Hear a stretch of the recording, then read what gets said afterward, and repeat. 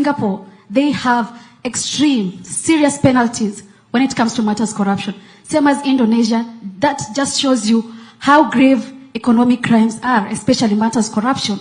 So I want to ask you, Mr. President, you've told the Kenyans to give you timeline, actually to give you time to work on these issues, to set things right.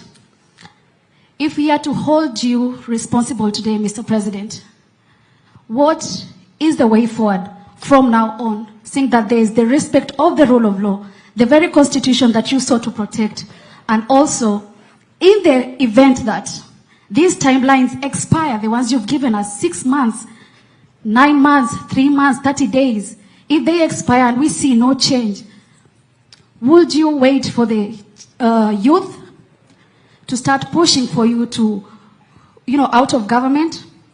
And also, would you heed to the pressure that right now we are actually seeing 14 Kenyans have moved to the courts actually asking for the ouster of you, Mr. President? What do you have to say about that? Thank you very much. The 14 Kenyans who have gone to court are exercising their democratic right. That is how free this country is. That you can actually go to any court and demand whatever you want in court. That is the taste of the freedom that I stand for in Kenya. And I want to promise you that those Kenyans who have gone to court for whatever reason, they are free to do it, and the courts are free to make whatever decision that is constitutional.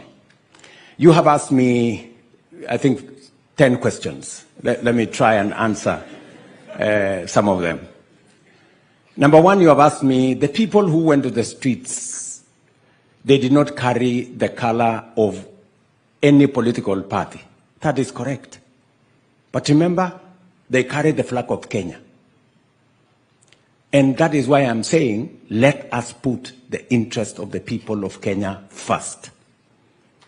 That is why I'm saying this broad-based government must be a government that must do, at the very least, 3 things.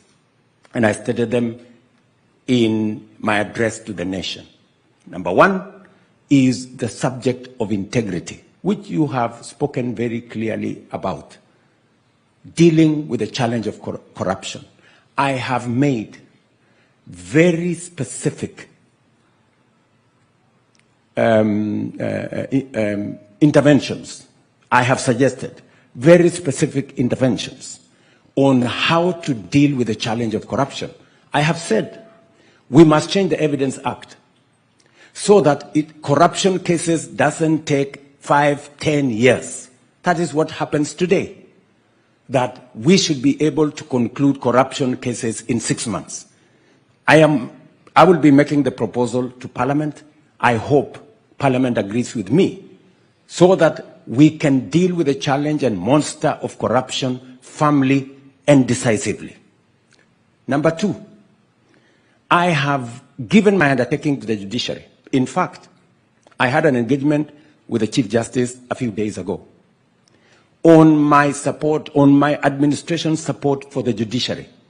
It is demonstrable. When I came into office, I made sure that the judiciary has sufficient resources to be able to discharge their mandate, to be able to deal with corruption cases, to be able to deal with all the other cases. In fact,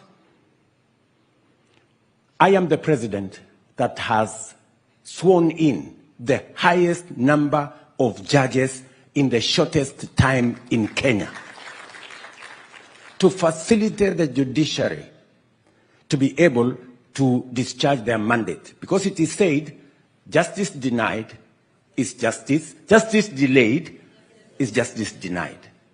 And you can ask from members of the judiciary my support for the judiciary. In fact, when I came into office, there were 6 judges that have been denied their right to be appointed.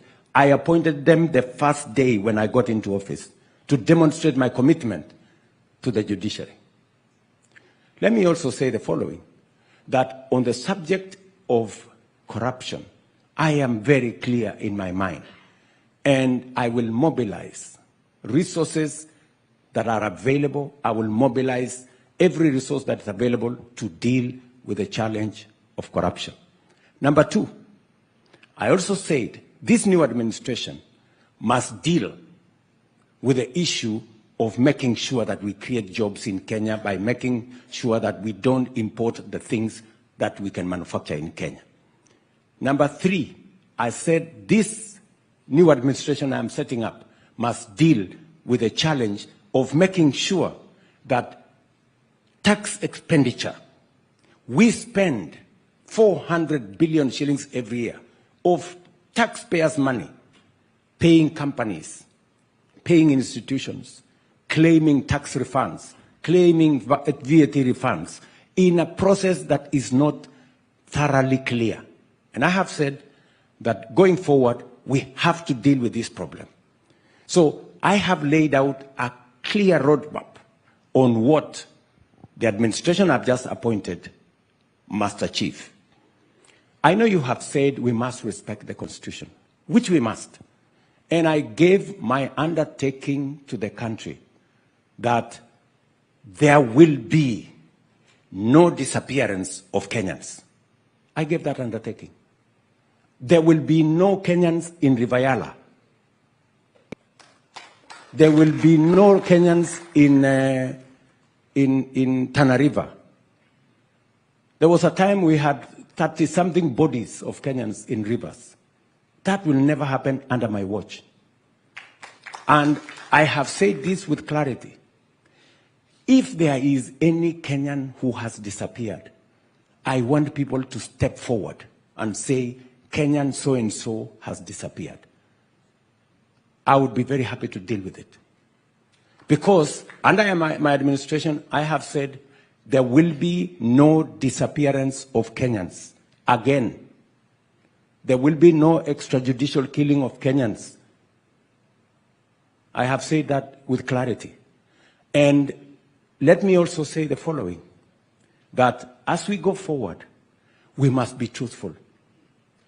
When the Kenya National Human Rights stepped forward with fake news and said 200 Kenyans had been massacred in Githurai, it was a flat lie.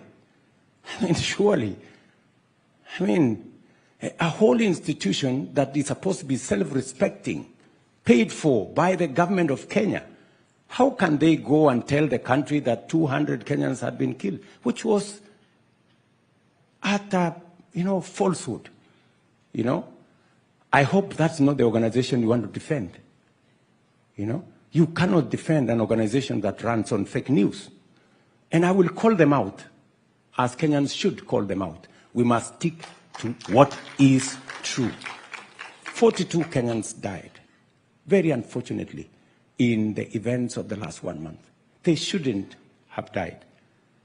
Some of them in situations where the police were involved. Some of them in situations where criminals were involved. Some of them in different situations.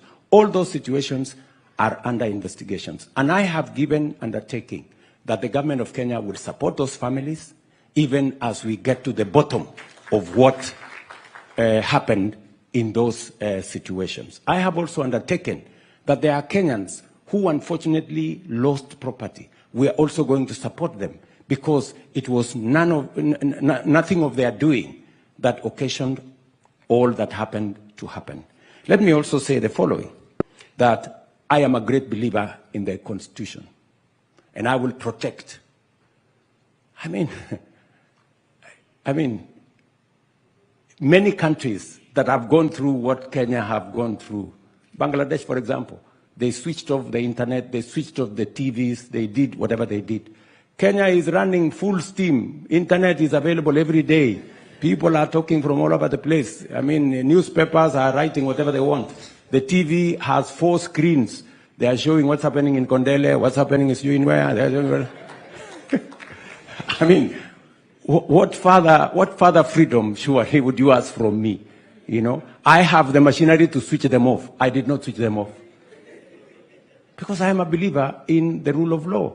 And I am a believer in free media. That's why the media can go out and demonstrate and call me names and do whatever they want. Doesn't bother me. But that is what freedom is about. That's what democracy is about. So I am very clear about what Katra has said. All you have said that has really come to me is the young people who were out there did not have colors of parties or regions or communities. They had Kenyan flags. And that is why I am committed to making sure that the interests of Kenya, even as I appoint the new administration, come first. What do we do about Kenya first? So that is what I wish to say. Asante sana. Yes, my friend. Thank you very much, Your Excellency. My name is John Jacob Curia from KBC. I want us to set the tone of this conversation, Mr. President. Mr. President, when the Gen Zs came out to the streets, their demand was that you overhaul the entire cabinet, which you did. You have defended the reappointment of 10 cabinet secretaries back to your cabinet. The big question Kenyans are asking today is President William Ruto a listening president? That is a big question tonight. Is President William Ruto a listening president? Okay.